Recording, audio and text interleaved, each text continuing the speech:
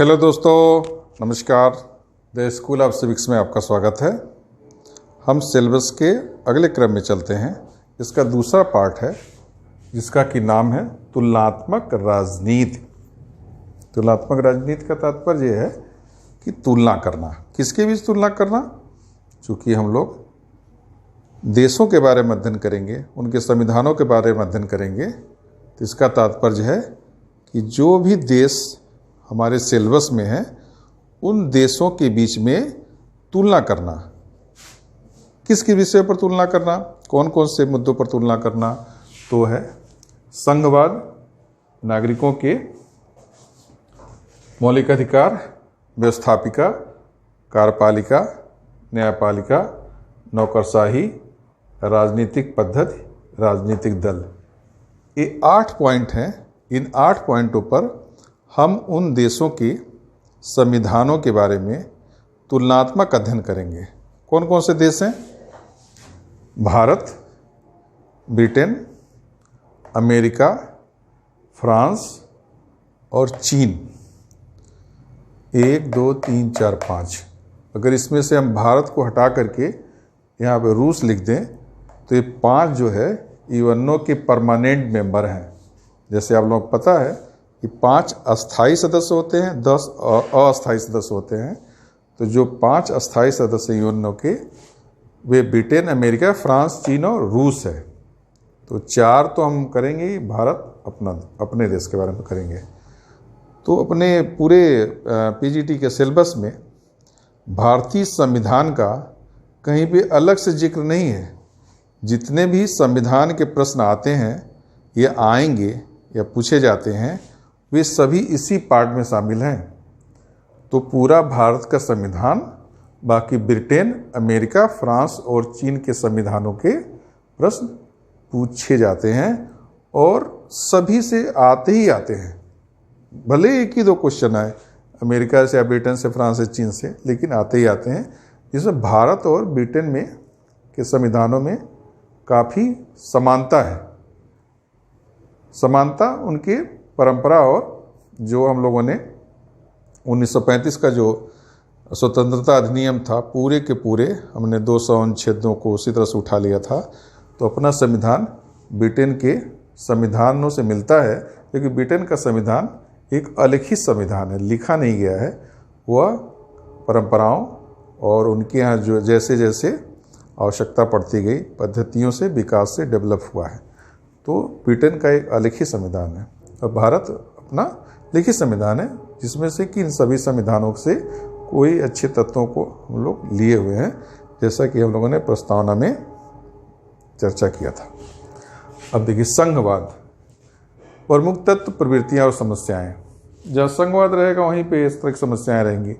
जहाँ एकात्मक व्यवस्था है जैसे ब्रिटेन है, तो वहाँ पर भी समस्या है। आयरलैंड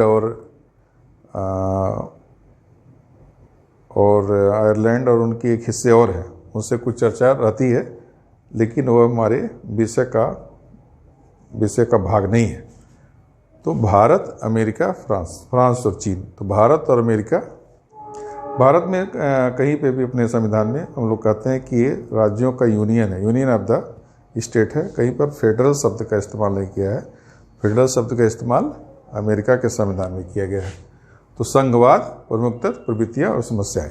उसके तहत नागरिकों के मौलिक अधिकार एवं कर्तव्य भी है। मौलिक अधिकार एवं कर्तव्य।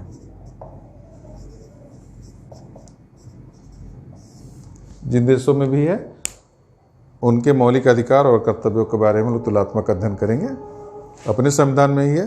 मौलिक अधिकार भाग 3 और मौलिक कर्तव्य भाग 4A में वर्णन किया गया है। उसका तहत व्यवस्थापिका, फिर कार्यपालिका। व्यवस्थापिका की संरचना और कार्य, कार्यपालिका की संरचना, अधिकार और स्थिति। अपने यहाँ संसदीय व्यवस्था है। संसदीय व्यवस्था में जो बहुमत दल का नेता होगा प्रधानमंत्री चुना जाएगा राष्ट्रपति के द्वारा, और वह जो है राष्ट्रपति प्रधानमंत्री के सुझाव पर राष्ट्रपति जो है मंत्रिमंडल गठन करता है, वही उसकी कार्यपालिका होती है।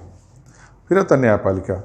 न्यायपालिका किसी भी लोकतंत्र के लिए बहुत ही महत्वपूर्ण है, जो कि व्यवस्थापिका द्वारा बनाए गए कानून तथा कार्यपालिका के द्वारा जो भी कानून लागू किया जाता है, यदि उसमें कोई संविधान के अतिरिक्त, यानी संवैधानिक व्यवस्था के अतिरिक्त अगर कोई कार्य होता है तो उस पर न्यायपालिका अंकुश लगाने का काम करती है, चेक एंड कंट्रोल का काम करती है। तो उसकी क्या संरचना है एवं कार्य है, उसके बारे में हम लोग चर्चा करेंगे। फिर नौकरशाही, नौकरशाही हम लोग यहाँ पे भी पढ़ेंगे, पब्लिक एडमिनिस्ट्रेशन में पढ़ेंगे।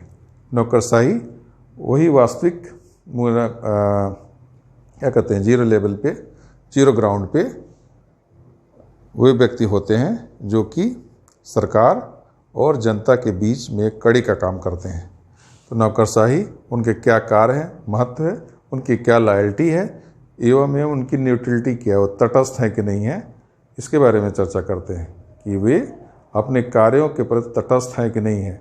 यानी कि उनका झुकाव ऐसा तो नहीं है कि जो कार्यपालिका के नेता हैं, या तमाम पेपरों में आप पढ़ते होंगे कि पदाधिकारी इनसे सुरक्षित है, उनके द्वारा सुरक्षित है, जबकि ऐसी व्यवस्था नहीं की गई है कि अपने कार्यों के प्रति उन्हें हमेशा तटस्थ रहना है, कि जो उनकी ड्यूटी दी गई उसी काम करना, उसके अतिरिक्त किसी का भी दबाव या अनैतिक कार्यों में साथ नहीं देना है।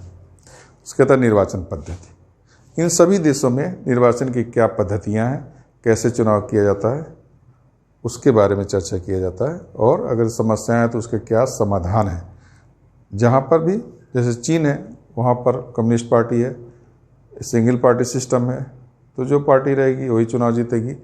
लेकिन France, America, Britain, Bharat, Britain में द्विदलीय व्यवस्था है, अमेरिका में भी द्विदलीय व्यवस्था है, फ्रांस और भारत में बहुदलीय व्यवस्था है, जहाँ पर कि कई दल मिलकर के चुनाव लड़ते हैं, जो सबसे अधिक वोट पाता है वही जीतता है। उसके बाद आता है राजनीतिक दल। जो भी चुनाव में भाग लेंगे वो राजनीतिक दल ही भाग लेंगे, वही चुनाव, और चुनाव कराने के लिए चुनाव आयोग की व्यवस्था की गई है, जो कि एक संवैधानिक व्यवस्था है। उन दलों को चुनाव आयोग चुनाव चिन्ह आवंटित करता है, और अपनी चुनाव चिन्हों के से जो मान्यता प्राप्त दल होते हैं उनके अस्थायी चुनाव होता है। जो मान्यता प्राप्त दल नहीं होते उनको चुनाव आयोग हर चुनाव के समय में चुनाव चिन्ह आवंटित करता है। उसके बाद दबाव समूह। दबाव समूह राजनीतिक दल में क्या अंतर है, इसके बारे में चर्चा करेंगे। दबाव समूह एक ऐसा समूह है जो अपने व्यक्तिगत या कुछ लोगों के उद्देश्यों को प्राप्त करने के लिए वह सरकार पर दबाव बनाता है। यह चुनाव में भाग नहीं लेते हैं, बाकी सभी तरह के कार्यों में लिप्त होते हैं। लोकमत यानी कि पब्लिक ओपिनियन, ये है छोटा सा चैप्टर। अब इन संविधानों के बारे में हम लोग पूरा डिटेल विवरण करेंगे। आप लोग सुझाव ये है कि यदि आप ग्रेजुएशन लेवल पे या एमए में जो पुस्तक पढ़े हों जिनमें इन संविधानों के बारे में हो, कोई अद्यतन पुस्तक इसका ले लीजिए, क्योंकि हर देशों में कुछ ना कुछ अमेंडमेंट होते रहते हैं। तो जो अप टू डेट बुक हो उसको देख करके आप लोग अध्ययन शुरू कर दीजिए। बाकी मैं आप लोगों के साथ हर विषय के बारे में शेयर करता ही रहूँगा। ठीक है दोस्तों, फिर मिलते हैं। नमस्कार।